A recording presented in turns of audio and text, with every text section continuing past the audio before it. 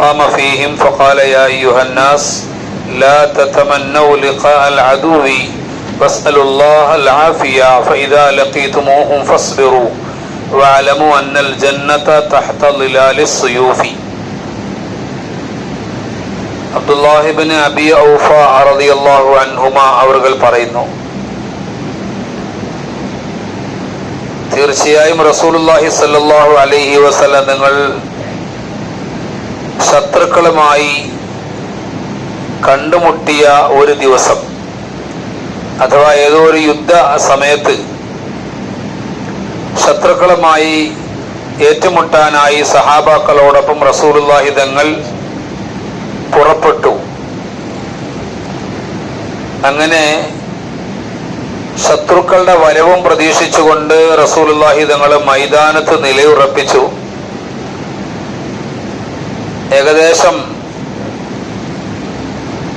വൈകുന്നേരമാകുന്നത് വരെ, സൂര്യൻ അത് അസ്തമിക്കാനായി അടുത്തു, ആ സമയം വരെ റസൂലുള്ളാഹി സ്വല്ലല്ലാഹു അലൈഹി വസല്ലം ശത്രുക്കളെ പ്രതീക്ഷിച്ചു നിന്നു. അവർ വന്നില്ല.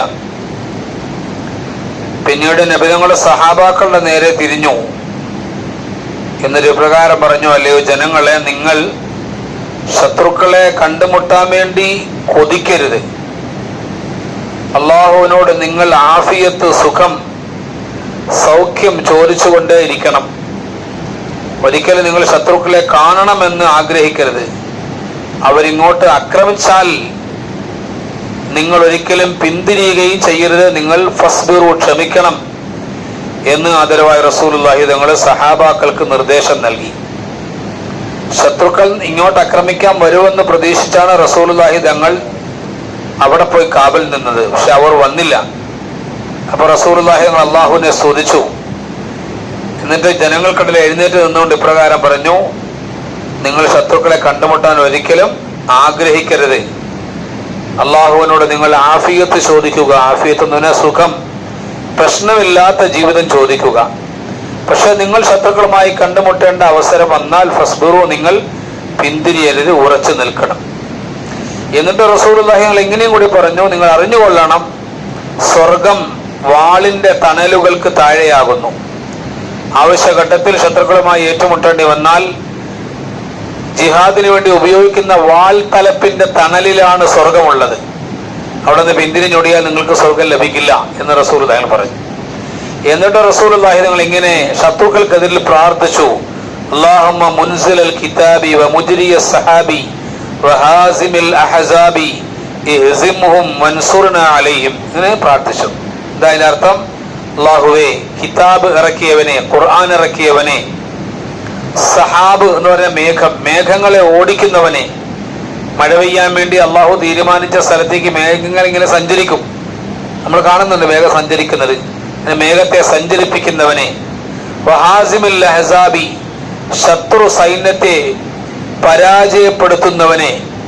റസൂലുള്ളാഹി തങ്ങൾ അള്ളാഹുവിനെ 3 തരത്തിൽ സംബോധിച്ചാണ്.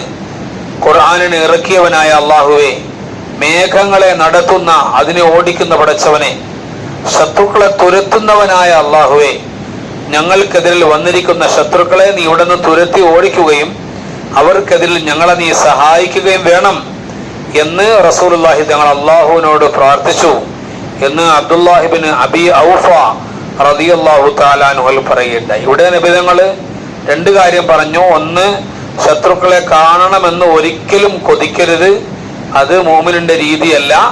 പക്ഷെ രണ്ടാമതൊരു കാര്യം കൂടി തങ്ങൾ പറഞ്ഞു, ശത്രുക്കളെ കണ്ടുമുട്ടാനുള്ള അവസരം വന്നാൽ പിന്തിരിഞ്ഞ് പേടിച്ച് ഭീരുക്കളായി ഒരിക്കലും ഓടുകയും ചെയ്യരുത്, ക്ഷമിക്കണം. കാരണം വാൾ തലപ്പുകളുടെ തണലിലാണ് സ്വർഗമുള്ളത് എന്ന് പറഞ്ഞു. ഇപ്പോ ശത്രുക്കളോട് കണ്ടുമുട്ടേണ്ട സാഹചര്യം ഉണ്ടാകരുതെന്ന് റബ്ബിനോട് ചോദിക്കാം. അള്ളാഹുവിന്റെ ഹബീബായ റസൂൽ സല്ലല്ലാഹു അലൈഹി വസല്ലം സഹാബാക്കൾക്ക് പഠിപ്പിക്കുന്ന പ്രധാന ദുആണ് ആഫിയത്ത് ചോദിക്കുക, നിങ്ങൾ ആഫിയത്ത് ചോദിക്കുക എന്നുള്ളത്. പക്ഷെ സഹാബാക്കളുടെ ഗുണം എന്തായിരുന്നു? ശത്രുക്കളെ കണ്ടുമുട്ടേണ്ടി വന്നാൽ ഒരിക്കലും ഒരു പിന്തിരിഞ്ഞ് ഓടിയിട്ടേയില്ല. ആരെങ്കിലും 1-2 സഹാബാക്കള് ബലഹീനത കൊണ്ട് മാറി നിന്നാലും ഉടനെ തിരിച്ചു വന്ന് യുദ്ധത്തിൽ ഏർപ്പെട്ട് ശത്രുക്കളെ പരാജയപ്പെടുത്തുന്ന അവസ്ഥകൾ നമുക്ക് പ്രത്യേകിച്ച് ഉഹദ് പോലുള്ള യുദ്ധങ്ങളിലൊക്കെ കാണാൻ പറ്റും. പെട്ടെന്നുള്ള അടി വന്നിട്ട് സഹാബാക്കൾക്ക് പിടിച്ചിക്കാനാവാതെ പിന്തിരിഞ്ഞപ്പോ സഅദ് റളിയല്ലാഹു തആല അൻഹു പിന്തിരിഞ്ഞു പോകുന്നത് കണ്ടപ്പോൾ അനസ് ഇബ്നു നളർ റളിയല്ലാഹു അൻഹു ചോദിച്ചു, സഅദേ എങ്ങോട്ട് പോവാണ്, എങ്ങോട്ടാണ് പോകുന്നത്? ഇതാ ഉഹദ് മലയുടെ ഭാഗത്തുനിന്ന് സ്വർഗത്തിന്റെ സുഗന്ധം എനിക്ക് കിട്ടുന്നുണ്ടെന്ന് പറഞ്ഞുകൊണ്ട് വാളൂരി അങ്ങോട്ടോടി അവിടെ പോയി ഷഹീദായി. ഇത് കണ്ടുകൊണ്ട് സഅദ് റളിയല്ലാഹു അൻഹു പറഞ്ഞു, ഞാൻ നാണം കെട്ടുപോയി, ഞാനും പോയി യുദ്ധത്തിന് പുറകെ, ഞാനും ശത്രുക്കളെ തുരത്തിയിട്ടാണ് വന്നത്. സഹാബാക്കളുടെ ശൈലിയാണ്. ഇത് അനുവർത്തിക്കാനാണ് റസൂലുള്ളാഹി തങ്ങൾ സഹാബത്തിനെ പഠിപ്പിച്ചത്. അല്ലാഹു തആല നമുക്ക് ആഫിയത്ത് നൽകുമാറാവട്ടെ. ആവശ്യ സമയത്ത് ക്ഷമയും അല്ലാഹു പ്രദാനം ചെയ്യുമാറാവട്ടെ. സുബ്ഹാനകല്ലാഹുമ്മ വബിഹംദിക അഷ്ഹദു അല്ലാ ഇലാഹ ഇല്ലാ അൻത അസ്തഗ്ഫിറുക വഅതൂബു ഇലൈക്.